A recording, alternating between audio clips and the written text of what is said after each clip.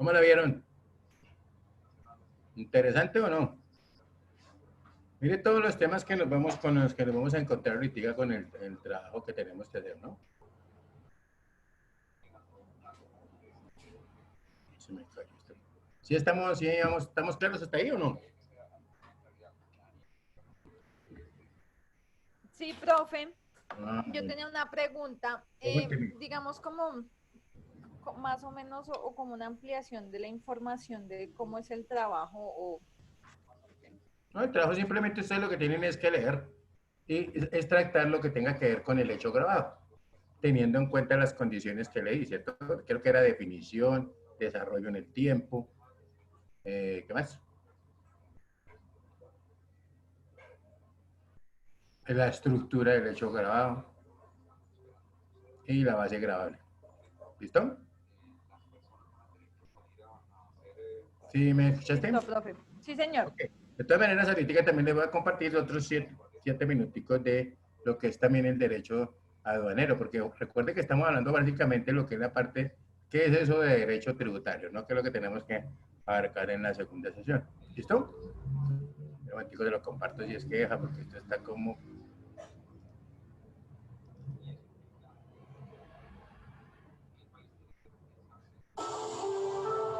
¿La Diana?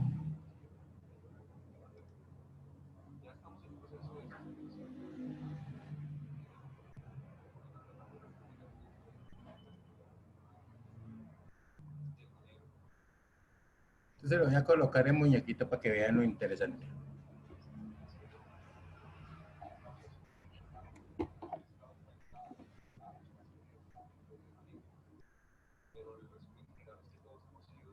¿Está viendo mi pantalla? Sí, señor. Ok, entonces ya... ¿Qué dice aquí? Video terminado derecho tributario. Son como 7 minuticos ahí con la china de la 10.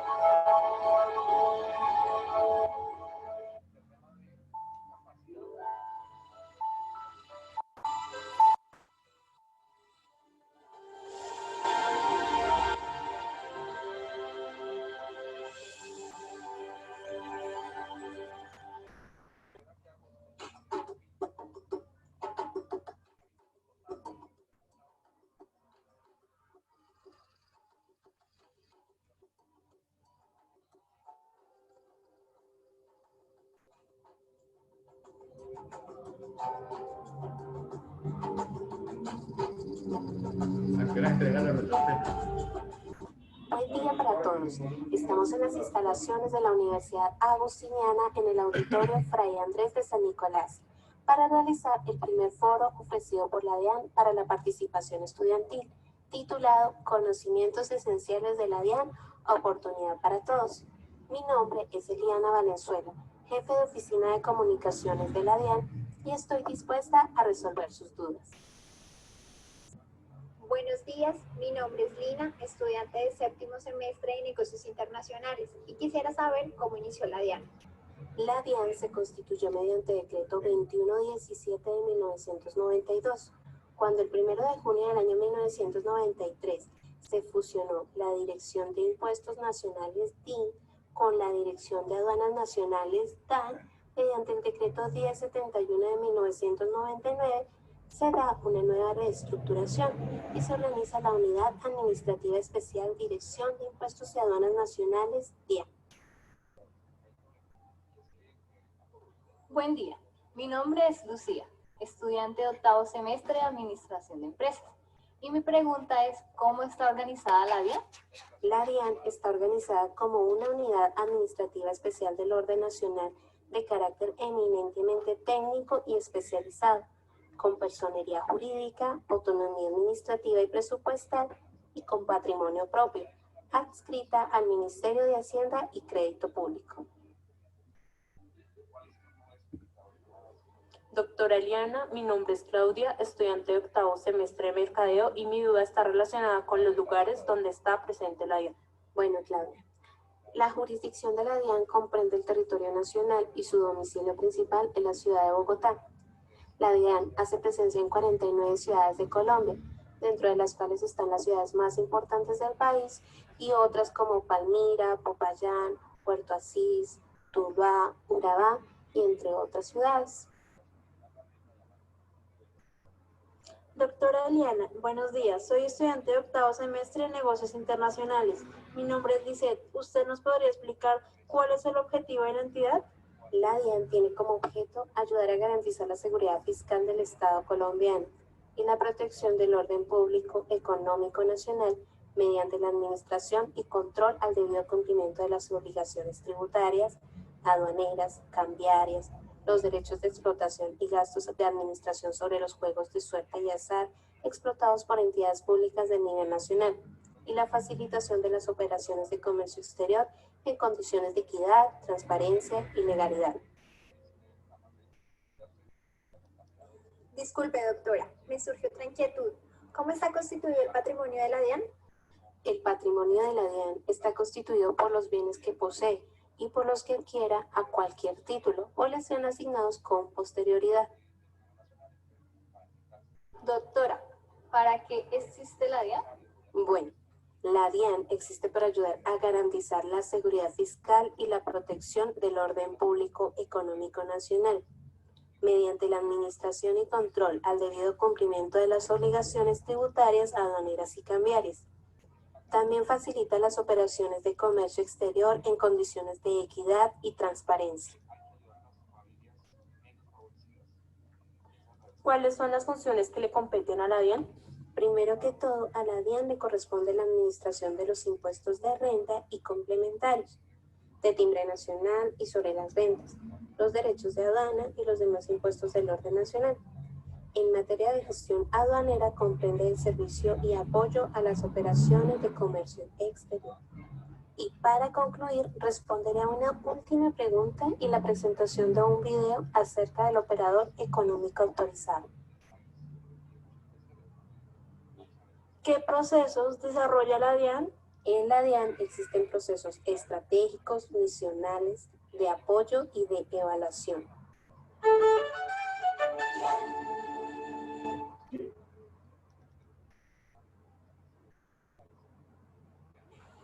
El operador económico autorizado es una figura internacional que está enmarcada en el marco normativo para asegurar y facilitar el comercio global prevista por la Organización Mundial de Aduanas. En el desarrollo del pilar aduana-empresa, que se basa fundamentalmente en buscar una alianza entre el sector público y el sector privado, buscando usuarios de la cadena logística que garanticen seguridad en su operación y a los cuales les damos unos beneficios, por supuesto, en sus operaciones de comercio exterior, por garantizarnos seguridad en sus operaciones. A nivel internacional hay unos beneficios básicos, que es básicamente priorización de las operaciones en donde se desarrolla el programa, disminución de inspecciones, asignación de un oficial de operaciones que nos permita dar soporte a nivel transversal. En el caso de Colombia vamos a tener oficiales de operaciones de la DIAN, de la Policía Antinarcóticos, del ICA y del INVIMA, básicamente. Capacitaciones permanentes y, como te decía ahora, el tema de que cuando tengamos el programa funcionando, empezar a tratar de negociar acuerdos de reconocimiento mutuo con otros países, donde los beneficios que se dan a nivel nacional también se den a nivel del destino donde vayan las mercancías de nuestros importadores. Y adicionalmente, en Colombia, pues que el operador económico autorizado no se está desarrollando solamente con la aduana, sino que se desarrolla transversalmente con todas las entidades. Entonces, en materia de competitividad, estos beneficios se van a dar por parte de todas las entidades, lo que garantiza, obviamente, reducción de tiempos y costos en las operaciones de manera integral. Así finaliza el foro. Gracias por su atención.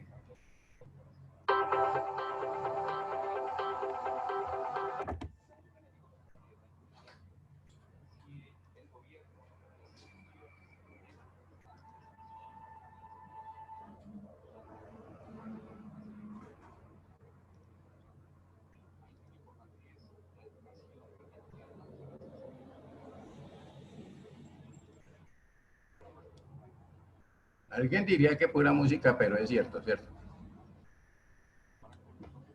¿Correcto? Entonces ahí estando empapados, básicamente, digamos, de lo que es el derecho tributario como tal, ¿correcto? Entonces, pues nosotros proseguimos con nuestra presentación, esto es lo que estábamos trabajando ayer, y decíamos que fundamentalmente ese, digamos, básicamente, digamos, ese derecho tributario también tiene que ver mucho con lo que son, aparte de los ingresos para el Estado, ¿cierto? ¿Estamos hasta ahí de acuerdo o no? Sí, profe, sí, señor. Muy bien. Nosotros ayer hablamos de los precios, ¿correcto? Hacíamos unos ejemplos de eso, de lo que eran los precios, y decíamos que fundamentalmente pues es lo que, digamos, la parte que está dispuesta o que dispone el Estado como un empresario cualquiera del patrimonio. Además dijimos también, ¿cierto?, que habían unas, pues en ciertos años hubo ciertos almacenes, ¿cierto?, que de pronto el gobierno invertía en ellos pues como para dar, digamos, a bajos costos los productos. ¿Listo? Y entonces en esa parte era cuando hablábamos nosotros de la presentación o lo que hace el gobierno, ¿cierto? La exposición que hace para poder obtener las utilidades comerciales. ¿Hasta ahí vamos?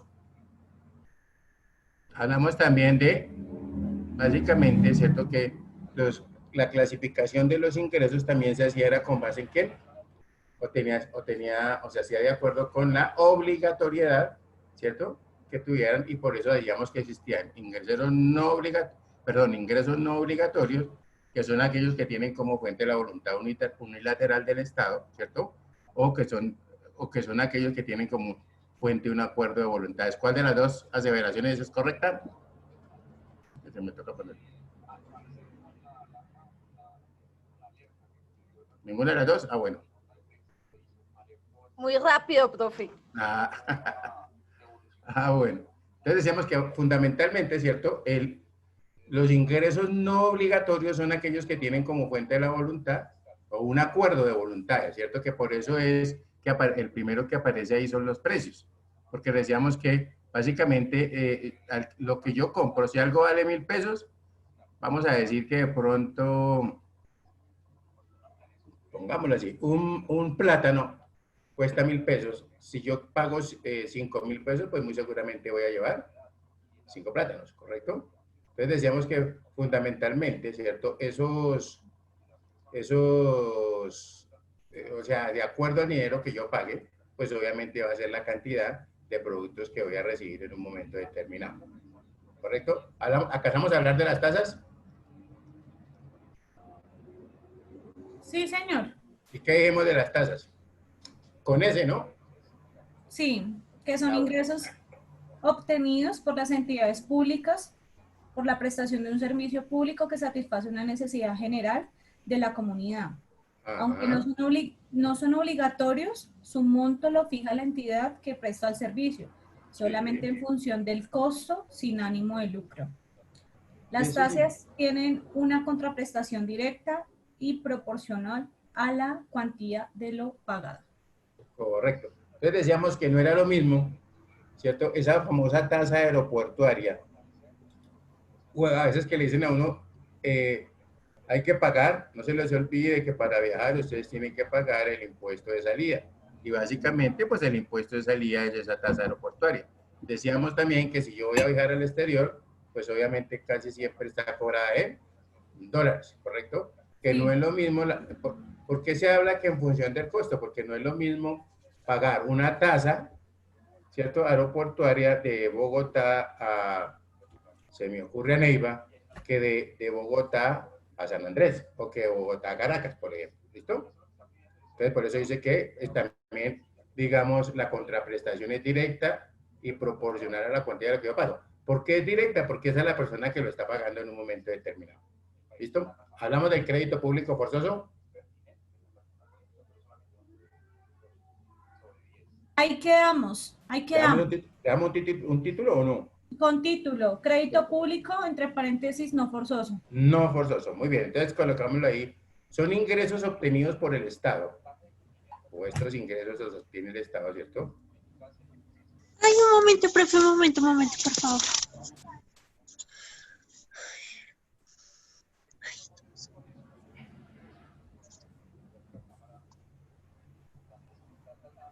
Crédito público no forzoso. Son ingresos, o estos ingresos son obtenidos por el Estado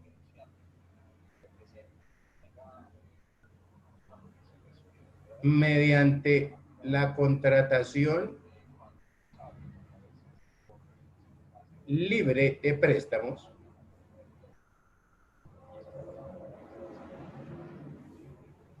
que efectúan las entidades públicas. ¿Qué, profe? Que efectúan las entidades públicas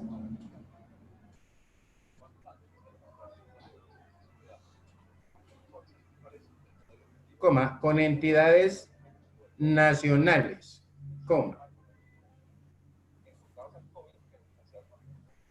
entidades extranjeras o con particulares.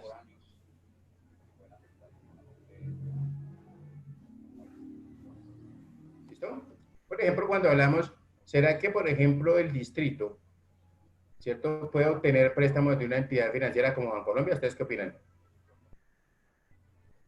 ¿El distrito? Sí. Sí, claro. Claro que sí, ¿cierto? Entonces ahí estaríamos hablando de entidades nacionales. O con el Fondo Monetario Internacional o con el Banco Mundial, ¿será que puede obtener algún préstamo? Sí. Sí, claro, también, ¿cierto? Entonces estaríamos hablando de una entidad extranjera. ¿Listo? Y hablamos también con particulares. ¿Listo? Los particulares, pues, ¿qué son? Por ejemplo, hablemos de Arturo Calle, por ejemplo. O hablemos más fácil de... más fácil de este señor, ¿cierto? Del de la 116. ¿Cómo es que llama la estación?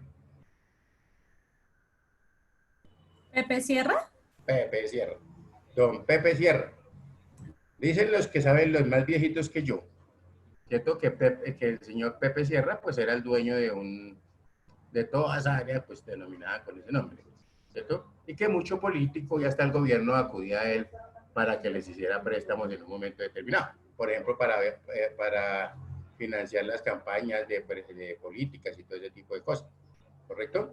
Entonces, esa historia viene porque, pues, supuestamente, su contador, en una ocasión que tenían una reunión, le dijo que cuántas haciendas tenía.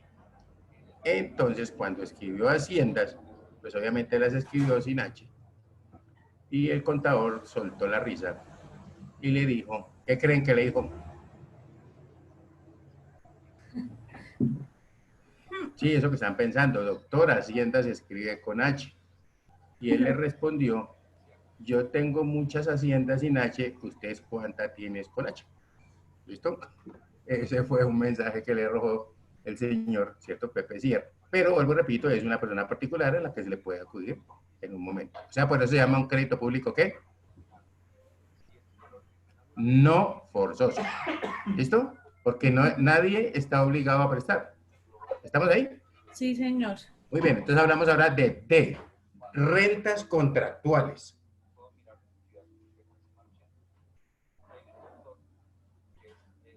Y entonces decimos que son ingresos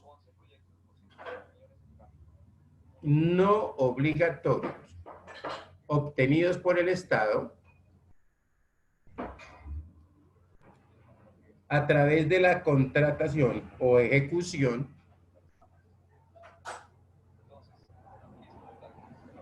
de contratos.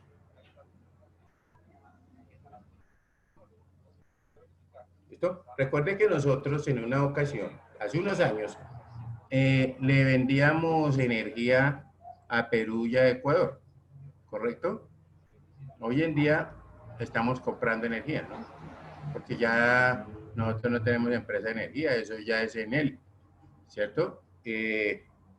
Telecom, por ejemplo, Telecom tampoco ya lo tenemos, ¿cierto? Y ese fue, digamos, de los pioneros que uno llegaba a visitar a sus abuelitos y lo que hacía era tratar de conectarse con ellos y lo que hacía también era ir a hacer fila para que Telecom le hiciera la llamada, ¿cierto? No, está hablando de nosotros los viejitos.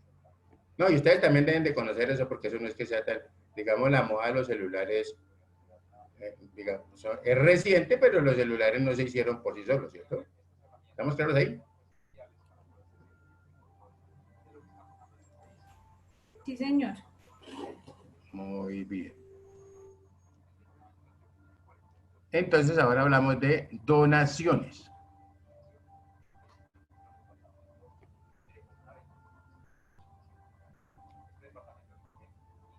Entonces decimos que son ingresos obtenidos por el Estado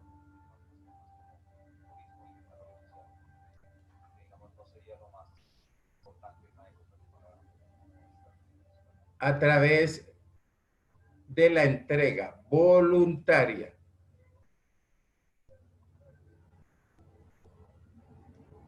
de personas o entidades nacionales o entidades extranjeras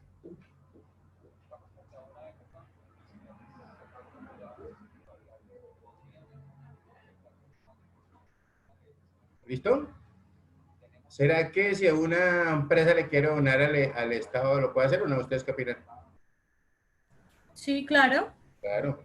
Incluso yo creo que ustedes han escuchado que de pronto muchos viejitos millonarios dicen, no sabe qué, yo no le voy a dejar nada a estos chicos que camellen como locos, como le tocó a uno, ¿sí o no?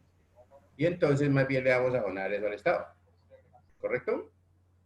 Entonces, pero nadie le está obligando, vuelvo, repito, a que le donen nada al Estado. Incluso, de pronto, en los recibos y en los pagos del impuesto predial y el impuesto de vehículos, el impuesto de industria y comercio en estos momentos sale que usted a la final, ¿cierto? Que si quiere hacer una contribución, ¿cierto? A alguno de los proyectos que están nombrando ahí, pero es una contribución voluntaria. A la final, ¿qué está haciendo? Donando, ¿sí o no? ¿Estamos claros? Sí, profe. Sí, señor. Muy bien. Entonces hablemos ahora de F, herencias y legados.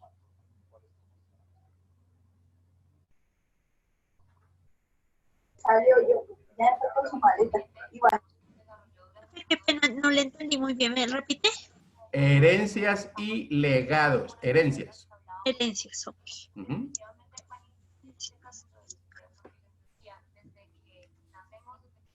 Listo, pues básicamente eso sin ahondar mucho, pues digamos esos ingresos los obtiene el Estado cuando de pronto muere una persona, ¿cierto? Y no tiene ningún heredero, ¿cierto? No hay nadie que reclame, pues obviamente eso a quién va a pasar, a manos de quién.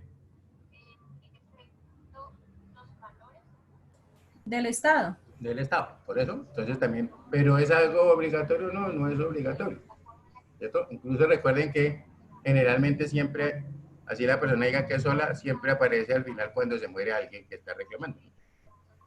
Casi siempre. ¿Listo? ¿Estamos claros hasta ahí lo que son ingresos no obligatorios? Entonces ese es un acuerdo de voluntad, no se le vaya a olvidar. Sí, señor. Ahora vamos al 2.2 y colocamos ingresos obligatorios. Herencia y legados es de lo que nos hablaba, ¿cierto? ¿Señora? Sí, una persona que se muera y no tenga herederos, entonces ¿a quién pasa eso? Pues al nombre al Estado. ¿Listo?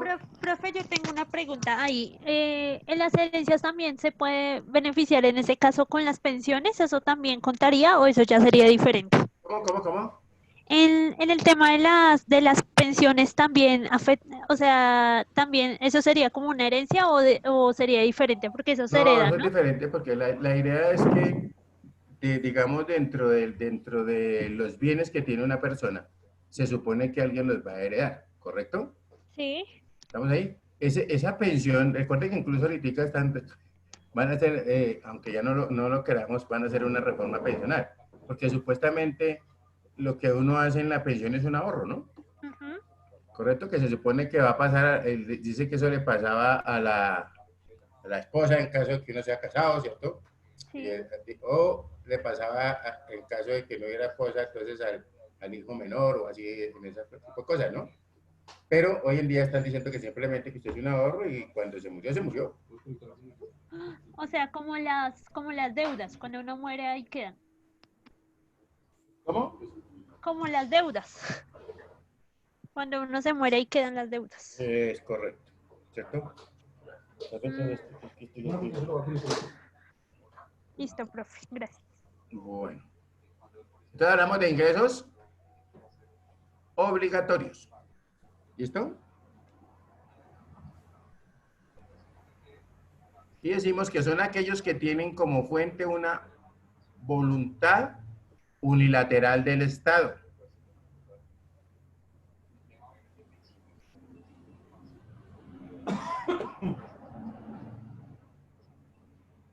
¿Listo? Punto y coma, entre estos tenemos dos puntos. Con estos cables.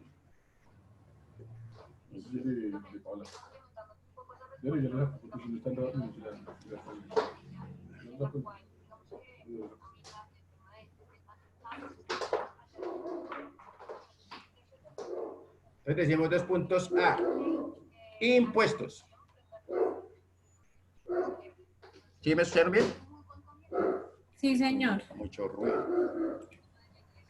Entonces decimos que son ingresos obligatorios.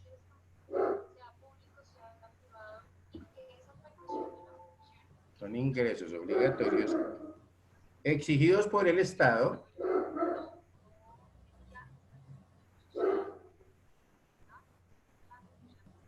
para atender preferencialmente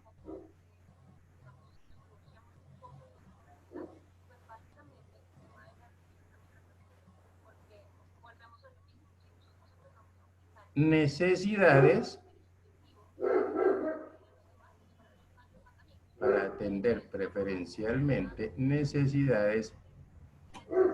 esenciales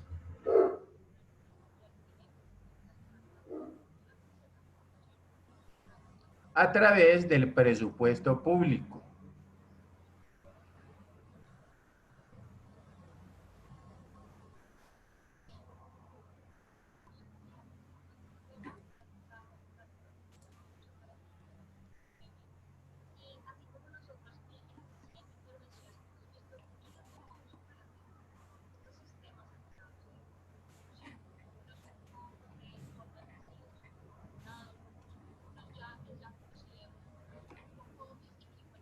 Entonces, necesidades esenciales a través del presupuesto público. A ver, una necesidad esencial, a ver quién se le ocurre. La salud. Espera un momentico aquí.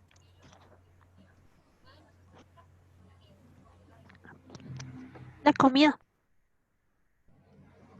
Espera un momentico aquí que esta vaina no me quiere funcionar. Necesidades esenciales. Entonces, compartir pantalla. Tenemos esta. Compartir. Y alguien me dijo salud, ¿cierto? ¿Qué más me dijeron? Sí, señor. Alguien me dijo comida, Comida. entonces pongamos la alimentación. ¿Qué más se les ocurre? ¿Sí están viendo mi pantalla ahí, no? Sí, señor. Sí, profe. Podría ser la vivienda. Vivienda. ¿Cuál otra?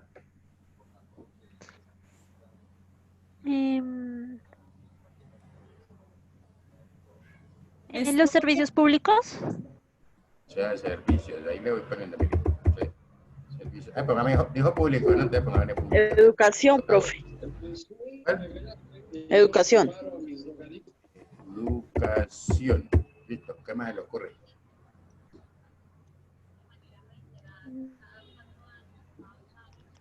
De pronto la seguridad. Salud, alimentación, vivienda, seguridad. ¿Qué más? ¿Qué más?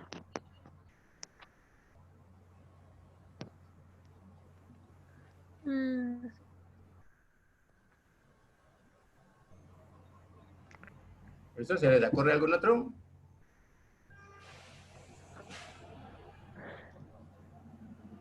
De pronto la libertad, ¿no?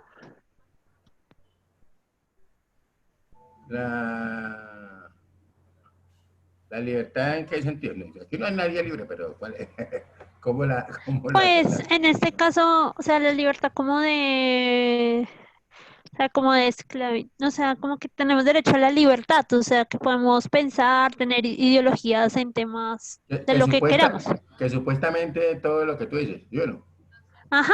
Bueno, supuestamente te van a poner aquí. Supuestamente. Supuestamente libertad.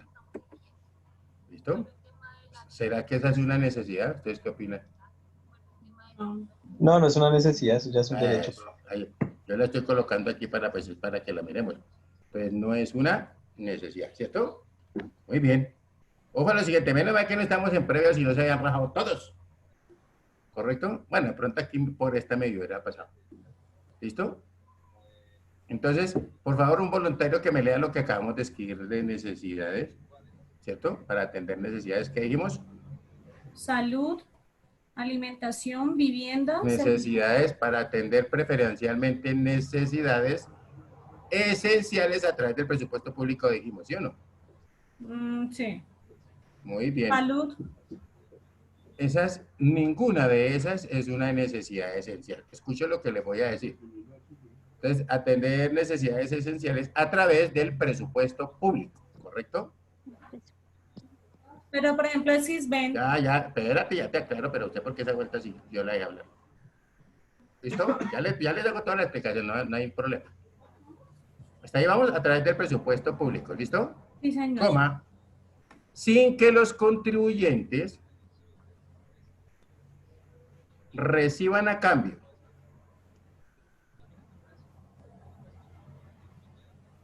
una contraprestación, coma,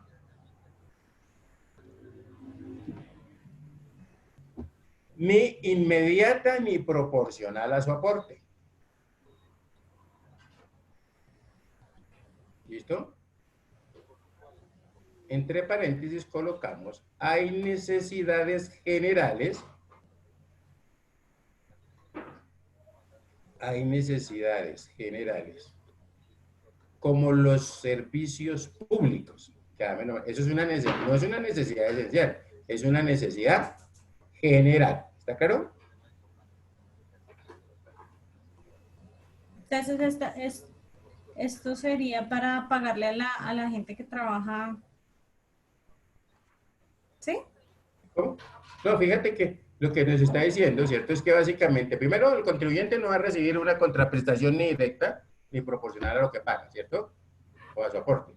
Pero sí hay unas necesidades que las catalogamos con necesidades generales, como los servicios públicos, la vivienda, ¿cierto? La alimentación. Ya le voy a decir, cerramos paréntesis, ¿cierto? Coma, punto seguido. Las necesidades de tipo esencial, subraye todo eso si quiere. ¿Me repite, profe? Las necesidades de tipo esencial son aquellas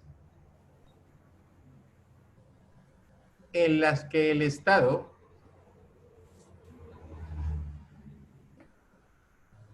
no puede excluir a ninguna persona. ¿Listo? Las necesidades de tipo esencial son aquellas en las que el Estado no puede excluir a ninguna persona. ¿Listo? Y entonces, si nosotros miramos esa necesidad esencial y decimos eso, ¿será que la salud es una necesidad esencial? Sí. Cuando más de uno se ha muerto en la puerta de una EPS. ¿Estamos claros? Pero ahí sería como por tema de la EPS o por mal servicio. No, señor. Es que por eso analicen bien lo que les estoy diciendo. Una necesidad de tipo esencial, ¿cierto? Los muertos no solamente están en las EPS. Ustedes saben que en la calle muchas veces hay una persona muerta y o los dejan morir ahí y no los recogen y ese tipo de cosas.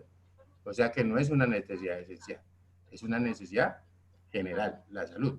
La alimentación. ¿Cuántas personas ustedes ven a diario esculcando las canecas? ¿Sí las han visto? No, eso sí no. ¿Listo?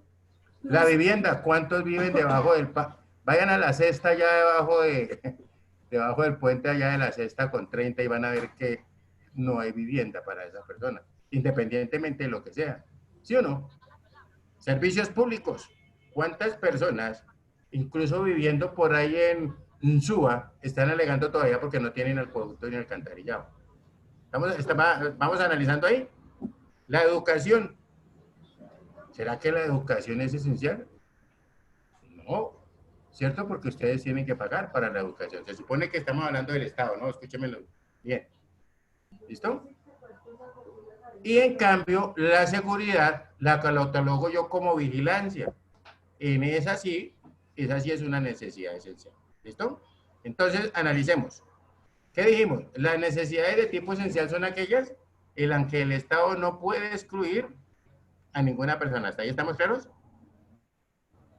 Sí, señor. Entre paréntesis coloquemos defensa nacional. Esa es una necesidad, ¿correcto? Por eso tenemos marinos, ¿cierto? Por eso tenemos la Fuerza Aérea, tenemos militares, etc. Que no sirvan, pues es otra cosa, pero para eso está. ¿Listo? ¿Estamos ahí? La vigilancia. ¿Correcto? Si miramos la vigilancia, recuerden que la vigilancia a la final lo que hace es tratar de darle como a la gente un poco de seguridad. Resulta que si ustedes observan cuando se agarra un ladrón con las manos en la masa, que lo agarra un ciudadano, ¿cierto? La policía le dice que no le pegue delante de ellos, porque si le pega delante de ellos, el que va preso es el ciudadano, el de bien. ¿Por qué? Porque ella tiene que garantizarle también la seguridad. ¿Estamos claros ahí o no? Sí, señor. ¿Listo? Y la otra es, entonces hablamos defensa nacional, vigilancia y administración de justicia. Esas sí son unas necesidades de tipo esencial. ¿Qué es eso de administración de justicia? Mismo, vuelvo y retomo digamos, la situación en que agarré a un personaje con las manos en la masa, ¿cierto? Allá robando. Y recuerde que, o que de pronto asesinó a otro personaje. ¿Y qué le dice la policía? Eso que uno escucha también en las películas es cierto, ¿cierto? Que le dice a usted, tiene derecho a guardar silencio. ¿Sí o no? Todo lo que diga, no sé qué, puede ser usado en su contra. Si no tiene para pagar un abogado, el Estado, ¿cierto? Le asignará uno de oficio. ¿Estamos claros? Entonces, yo no puedo excluir nadie puede ser condenado sin haber sido primero juzgado. Ahora sí los escucho a ver qué me va a decir. ¿Listo? ¿No están convencidos? Sí, profe. ¿O están totalmente convencidos? ¿Estamos claros? Pues recuerden que básicamente nosotros, digamos, dentro de lo que son las interpretaciones, tenemos que tener mucho cuidado con eso, ¿no? ¿Preguntas, afirmaciones o qué me quieren decir? ¿O estamos bien ahí? No, pues bien. Bien.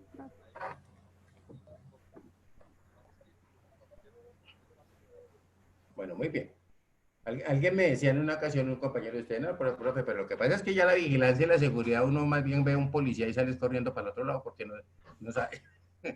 Pero pues eso ya son cosas, digamos, como uno siempre dice, no todos son malos, ¿cierto? A mí me parece que no podemos juzgar a que todo el mundo sea malo simplemente por lo que nos ha pasado. ¿Estamos? Pero, pues siempre lo que también se muestra es lo malo, ¿no? Muy bien. Entonces decimos B. Contribuciones.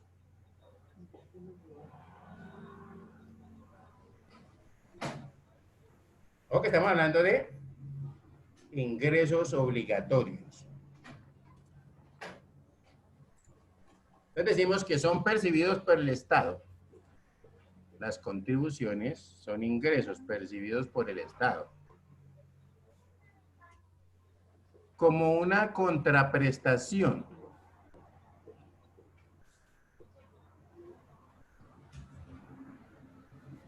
de parte de los miembros de la comunidad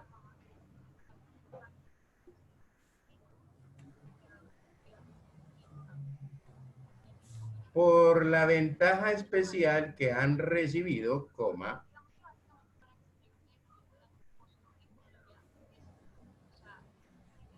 con ocasión de la construcción, de una obra pública. Perdón, profe, que han recibido. Que han recibido, coma, con ocasión de la construcción de una obra pública.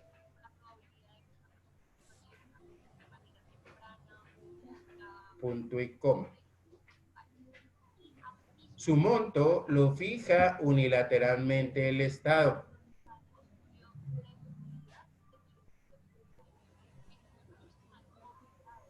Coma. De acuerdo con el beneficio recibido, que le baje un poquito. De acuerdo con el beneficio recibido por cada individuo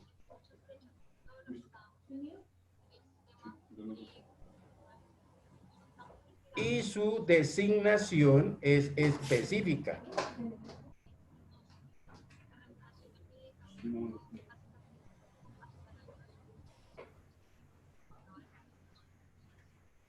Coma, para la construcción de la obra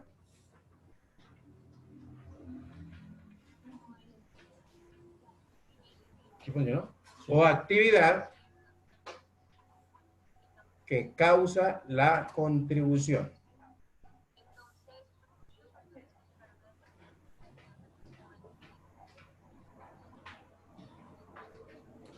Punto seguido, ejemplo. La contribución por valorización.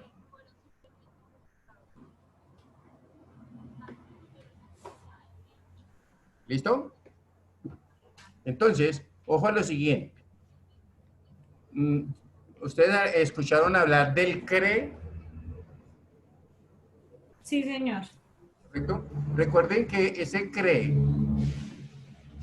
inicialmente salió como un ¿qué? Como una contribución para la equidad, ¿se acuerdan? Pero, pues, no se le pudo dejar porque es que la contribución es una cosa diferente, ¿cierto? Y hablamos, por ejemplo, de la construcción de una obra pública, por ejemplo, si fuéramos a pavimentar, digamos, completamente toda la séptima, ¿cierto? Es decir, levantar ese asfalto viejo y todo eso mejoraría la vía, ¿cierto? ¿Y eso qué haría? Pues básicamente, digamos, a los residentes cerca a la séptima o que viven sobre la séptima, pues obviamente, digamos, el valor de la contribución por valorización sería más alto, ¿correcto? ¿Estamos todos ahí? Sí, señor. Diferente, si a ver, ¿será que si a mí me arreglan, digamos, yo vivo sobre la séptima, pavimentan toda la séptima y yo vivo en la carrera 13, claro, también me afectará a mí, o sea, la parte también me alcanzará la contribución por valorización? ¿Ustedes qué opinan? ¿Sí o no? Soy como el Miguel Ángel Coreo. Sí, ¿sí o no? ¿Cierto? Claro que me afecta. Lo que pasa es que obviamente en menor proporción a lo que afecta, digamos, a lo que tendrán que contribuir los que están sobre la séptima, ¿correcto? Pero igual me va a afectar. Incluso muchas veces, ¿por qué? Porque eso hará que de pronto se despeje más la 13, incluso la Caracas, bueno, etcétera, etcétera, etcétera. En otras palabras, si yo tengo un predio y lo tengo en un sector donde las calles están sin pavimentar, créame que es más barato, ¿cierto? O digamos, la valorización es menor a un predio que se encuentre donde todas las calles son pavimentadas. ¿Estamos ahí?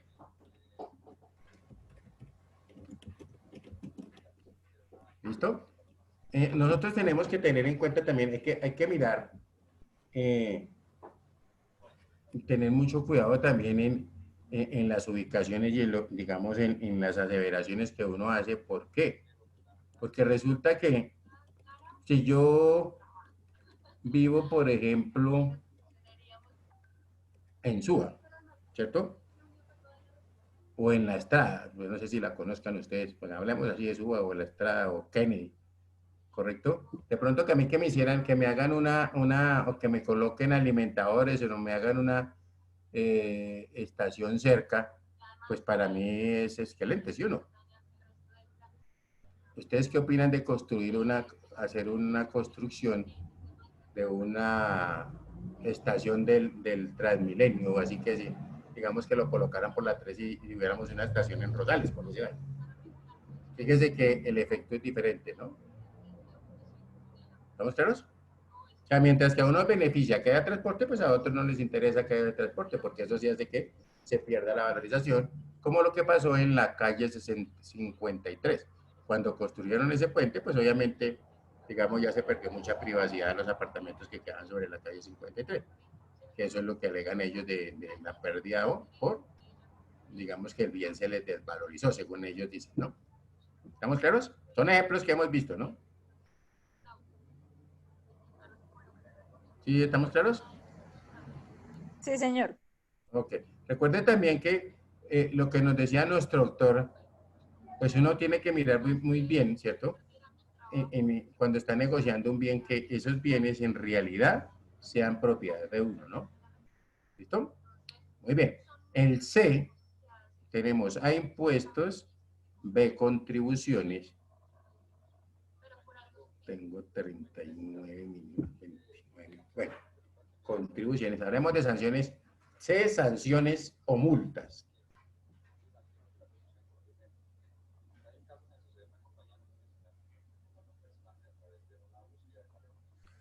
Y decimos que son penas económicas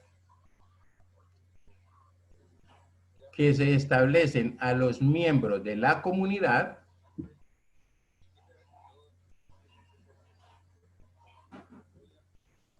por el incumplimiento de las normas de convivencia.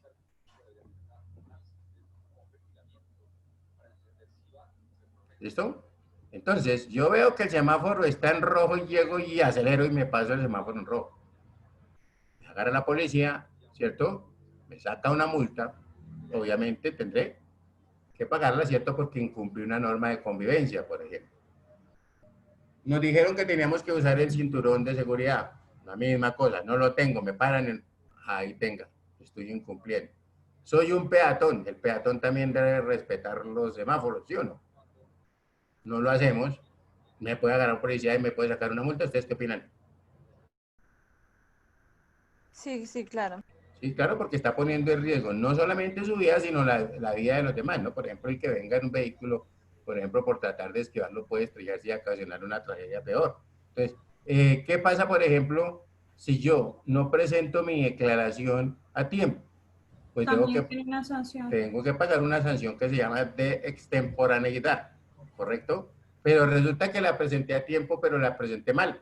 Tendré que pagar sanción de corrección, etcétera, etcétera, etcétera. ¿Listo? Entonces hay diferentes sanciones, ¿cierto? ¿Y son ingresos obligatorios? Sí, porque usted tiene que pagarlos para poder salir de la causal, digamos de la causa que la originó. ¿Listo? Muy bien. Hablamos ahora del crédito D. La D, crédito público. Y entre paréntesis colocamos empréstito forzoso. ¿Empréstito? Sí, señora. Empréstito forzoso, entre paréntesis. Entonces decimos 2 puntos. Estos ingresos los obtiene el Estado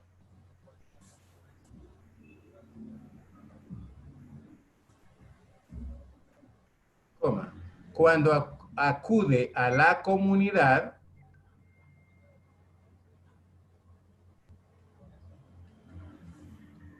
para obtener dinero en caso de necesidad.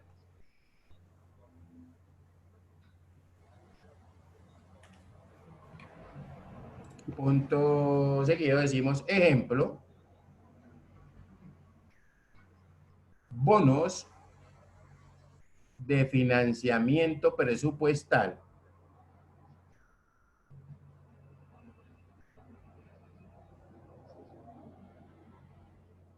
coma, bonos BDSI. ¿Bonos qué? BDSI. Es más, mañana me hacen el favor, para mañana ustedes van a averiguar, ¿cierto? ¿Qué son esos bonos BDSI? Por favor, averiguámoslo todo, que es muy fácil, pero para que mañana podamos hablar sobre esos bonos, ¿vale? Ok. ¿Nos confirmó lo del BDSI? Sí. ¿Qué me van a preguntar? Fácil, se las pongo fácil. Mire, ustedes van y miran en el PUC, la 1255 dice inversiones obligatorias. Allá encuentran 3. Bonos de financiamiento especial, bonos de financiamiento presupuestal y bonos BDSI. Entonces vamos a averiguar solamente lo de los bonos BDSI. ¿Porque son qué? Crédito público o empréstito forzoso o crédito público forzoso, ¿cierto? Recuerden que el Estado, pues básicamente da unas pautas que mañana es lo que queremos ver en los... Casi les digo lo que vamos a mirar mañana, ¿cierto? Entonces la idea es que miremos eso. BDSI, no se los olvide, ¿cierto? ¿Qué son esos bonos BDSI? Entonces, bonos de desarrollo social y seguridad, para el desarrollo social y la seguridad interna. ¿Ve? Pero los consigue como bonos BDSI. ¿Estamos claros? Sí, señor. Muy bien, entonces mañana con eso hablamos de eso. Muy bien, hablamos ahora de emisión de moneda.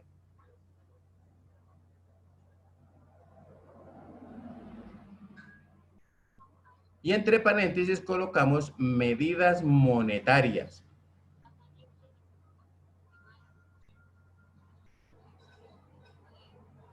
¿Listo?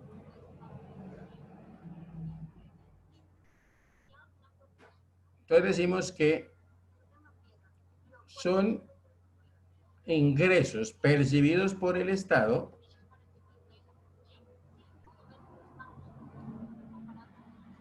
a través de la emisión de dinero sin el respaldo suficiente, coma, que muchas veces ocasiona inflación.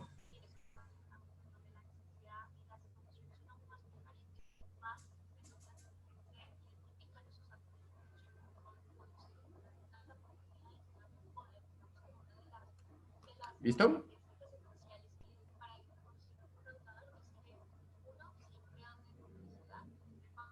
Muy bien.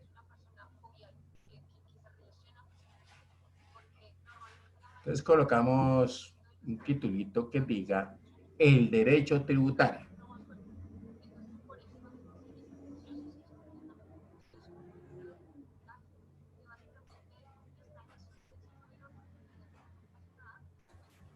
Y decimos que se ocupa de los impuestos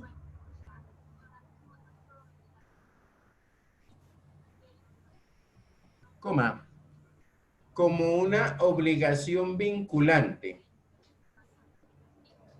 Se ocupa de los impuestos como una obligación vinculante entre un sujeto activo, entre paréntesis colocamos Estado,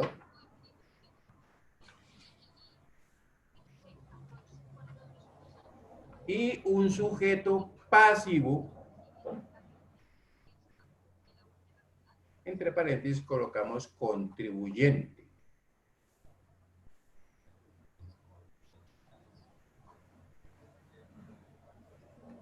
Coma, es decir, coma,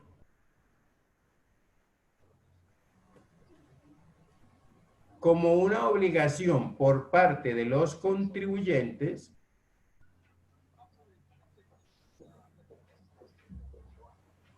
y una pretensión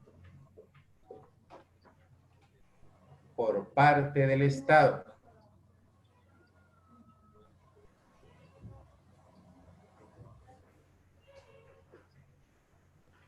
Coma, dados determinados presupuestos de hechos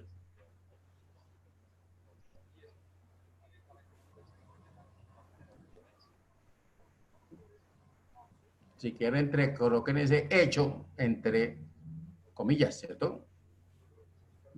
Dados determinados presupuestos de hecho previstos en la ley tributaria.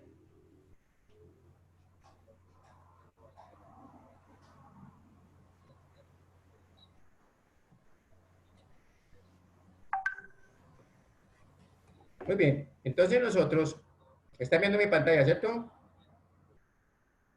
Sí, profe. Muy bien, entonces nosotros decimos, ojo a esto, ¿cierto? Dice que fundamentalmente una obligación, ¿cierto? Hablamos del impuesto, ¿cierto? El sujeto activo, el Estado. El sujeto pasivo es el contribuyente, ¿correcto? Muy bien. Entonces, y nos dice que como una obligación por parte del contribuyente y una pretensión por parte del Estado. Entonces ahí básicamente, ¿qué decimos? Mire, de pronto a mí me contratan, ¿cierto? Para asesorar una contabilidad, no importa. Y me van a pagar unos honorarios. ¿Listo? Y entonces yo digo que esos honorarios voy a cobrar 1.000.000 de pesos, por decir algo. ¿Listo? Entonces, ese 1.000.000 de pesos resulta que la persona que me contrate sabe que tiene que hacerme algo que se llama ¿qué? Retención. ¿Sí o no? Sí. Ellos saben que me tienen que hacer una retención y entonces como yo soy una persona natural, entonces me va a decir que me va a hacer una retención, vamos a ir esto por acá. De ICA también. ¿Cierto? Retención en la fuente y retención. Entonces uno dice por acá, bueno, retención, ¿cierto? Entonces aquí yo le digo que me comparta estos dos. Y le digo que aquí hay una de renta, ¿cierto? Que es básicamente lo que me va a descontar. Y una de ICA. ¿Sí o no? Entonces, si uno analiza ahí,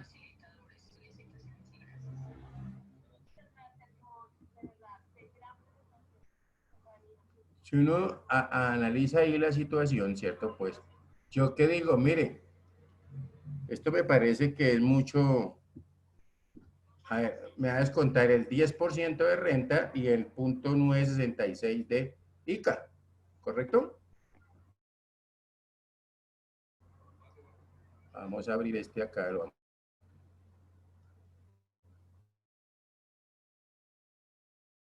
Que ustedes me entiendan mejor así.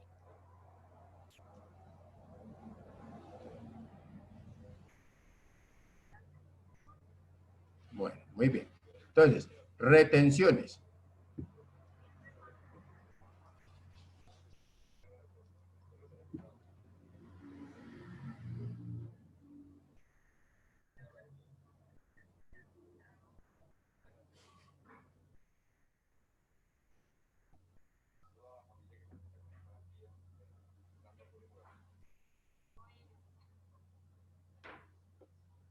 Muy bien. Entonces aquí vamos a hablar del porcentaje, ¿cierto? Y aquí en realidad del valor. Obviamente dentro del ICA, pues se va a operar la misma, pero quiero que hacerla fundamentalmente con esta cuestión. Entonces hablo este porcentaje y ahora el valor. ¿Listo? Entonces, ¿cuál es la tarifa de retención que generalmente me deben hacer sobre honorarios para persona natural?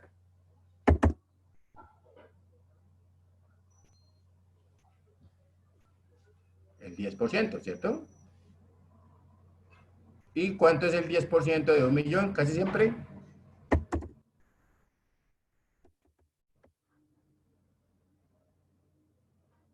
¿Estamos de acuerdo o no? Sí, profe. Entonces usted simplemente dice, más este señor, ¿cierto? Por este señor. Y ya. Ahí lo tengo. ¿Listo? Entonces, ojo a esto. Pero obviamente este es 10. Sí. Eso se llama bonito así. Entonces resulta que yo le digo, mira, pero ¿qué? ¿Cuánto? Sin tener en cuenta el ICA, obviamente, ¿cierto? Pero me interesa saber cuánto me pagaría o cuánto es el dinero que yo voy a percibir acá en esta transacción. Pues simplemente este señor, ¿cierto? Menos este señor, menos este señor, ¿sí o no? ¿Listo? Entonces, aquí vamos a decir que este es 0.966%. ¿Cierto? Y aquí, pongámosle aquí que aumente decimales para que no digan que lo estoy tumbando. Es que nos deja. ¿Listo? 0.966. Entonces, simplemente lo que hago es que multiplico a este señor por este señor y sale. Ya. Muy bien. Entonces me va a dar a mí. Ojo que me contrató con 1 millón, pero me va a pagar lo que yo voy a recibir neto. Aquí van a ser. Ahí va.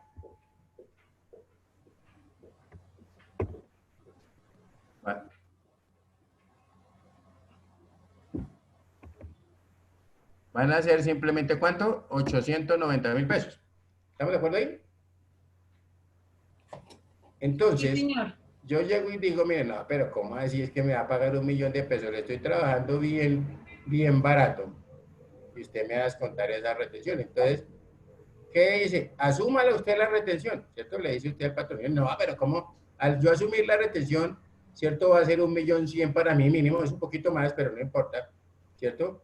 Y entonces, le surge la famosa idea de decir, póngame pues, que a veces para, ¿no? Entonces, ya no le voy a facturar honorarios, ¿cierto? Sino le voy a facturar por otro concepto. ¿Cuál concepto puede ser? Entonces, no le voy a decir honorario, sino pues muchas veces lo encontramos, ¿no? Servicio, transporte. La DIAN ya se pilló eso también, ¿no? Entonces, como usted coloca servicio de transporte, déjeme ver la licencia de transporte que tiene. ¿Está claro? Porque no le va a pasar por ahí.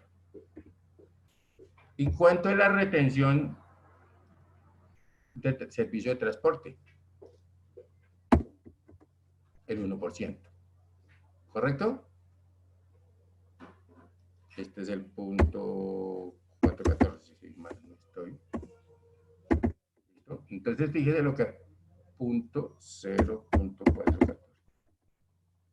Mejor. Fíjese lo que está pasando acá. Yo, ¿cuánto me estoy tomando aquí al Estado? 90.000 pesos. ¿Cierto? Por ese lado le tumbo 90.000 y por este otro lado, ¿cierto? Le tumbo. ¿Sí? O sea que si uno mira así las cosas y suma estos dos,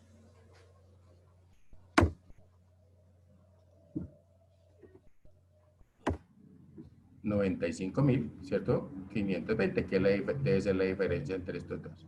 Como lo saca, pues más este y menos este. Aquí tenemos 95.520, ¿sí o no? Observen lo siguiente, que mi obligación era pagar cuánto si yo estoy consciente de eso. Pagar de impuestos, ¿cierto? 90.000, perdón, 100.000 y 9.660, ¿correcto? Pero de acuerdo, llegué a acuerdo con 6.660. 10.000. ¿Sí o no? 14.140 pesos. O sea, esto es lo que llamamos nosotros elusión, ¿correcto? Una cosa es evasión y otra cosa es elusión. Y aquí se está presentando una elusión. ¿Por qué? Porque yo no me estoy robando todo, me estoy robando una partecita nomás. ¿Listo? Pero ¿qué se supone que ese dinero para qué es? Para contribuir con los gastos del Estado. ¿Está claro? Entonces, por eso decimos allá que es una... Sí, sí, señor. ¿Cierto? El derecho tributario básicamente se ocupa de eso. ¿Cierto? Decíamos que era una... Básicamente es una obligación. Una obligación. Partamos de ahí, ¿no? Una obligación. Vinculante entre ¿quién? Entre el Estado y el contribuyente. ¿Correcto? El sujeto activo será el Estado y el sujeto pasivo será el contribuyente. ¿Listo? ¿Y cómo se establece eso? Pues de acuerdo al hecho que usted esté realizando. Una cosa es ser comerciante y otra cosa es el asesor. ¿Listo? Una cosa es prestar un servicio de recolección de basura, ¿correcto? Y otra cosa muy diferente es, por ejemplo, prestar un servicio de asesoría financiera, se me ocurre a mí. ¿Estamos claros?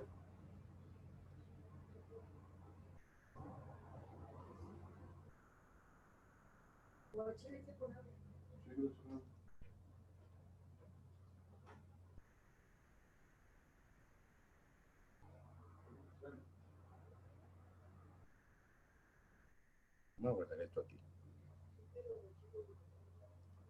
¿Sí estamos claros? ¿Alguna pregunta sobre esta aseveración? Entonces dejemos un titulito porque ustedes ya tienen que irse para clase y no me he dado cuenta.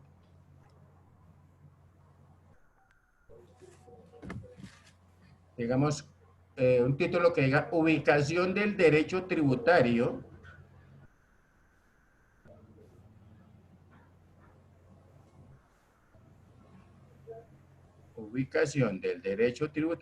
dentro de las demás ramas del derecho.